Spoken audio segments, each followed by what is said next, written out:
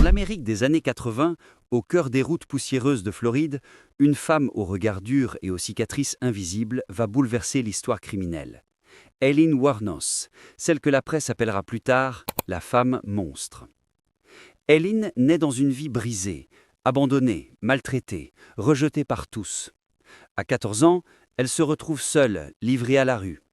Très jeune, elle découvre que l'autoroute est son seul refuge et son seul moyen de survivre. Elle devient prostituée, vivant de motel en motel, traquant les dollars pour manger. Mais derrière cette vie chaotique, une colère grandit, une peur aussi, celle d'être encore une fois utilisée, détruite, effacée. En 1989, tout bascule. Aileen monte dans la voiture d'un homme sur une route isolée. Selon elle, cet homme tente de l'agresser. Elle panique, sort une arme et tire. L'homme meurt sur le coup. Ce qu'elle présente comme de la légitime défense se transforme en spirale mortelle.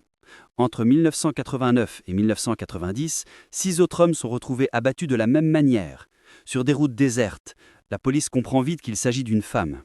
Et les témoins décrivent toujours la même, nerveuse, fatiguée, blonde, une ombre errante entre bar et station-service. Les enquêteurs traquent Aileen pendant des mois.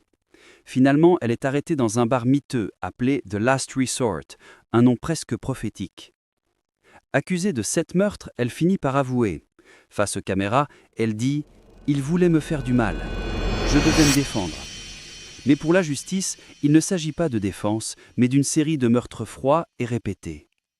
En 2002, Aileen Wuornos est exécutée par injection létale. Juste avant de mourir, elle murmure « Je reviendrai ». Une phrase étrange qui ajoute un voile encore plus sombre à sa légende. Aujourd'hui encore, Aileen Wuornos reste un mystère. Était-elle une tueuse impitoyable ou le produit tragique d'une vie sans amour, sans protection, sans avenir ? Quoi qu'il en soit, son histoire a marqué l'Amérique à jamais.